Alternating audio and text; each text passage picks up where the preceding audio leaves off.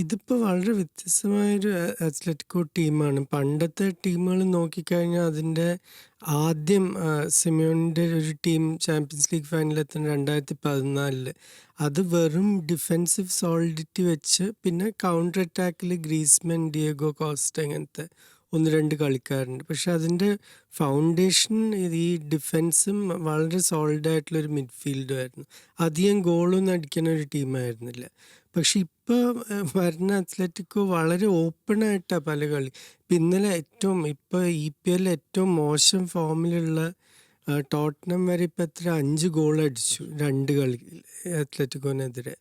അപ്പോൾ ആ ഒരു പണ്ടത്തെ ഒരു ഡിഫെൻസീവ് സോളിഡിറ്റി ഇപ്പം കാണുന്നില്ല. അത് കാരണം എനിക്ക് തോന്നുന്നു 2 ടൈസും വളരെ ഓപ്പൺ ആയിരിക്കും. ഇപ്പം ഇന്നലെ ന്യൂ കാസിൽ ചെയ്തതും അത്ലറ്റിക്കോ ഉറപ്പായിട്ട് നോട്ട് ചെയ്തിട്ടുണ്ടാകും. ലൂയിസ് ഹോളിൻ്റെ ലെഫ്റ്റ് വിങ്ങിൽ കൂടിയുള്ള ഓട്ടങ്ങൾ, എലാങ്ക റൈറ്റ് കൂടി, ആൻ്റണി ഗോർഡൻ എപ്പോഴും ഒരു ത്രെറ്റാണ്. അങ്ങനെ പേസുള്ള കളിക്കാർ.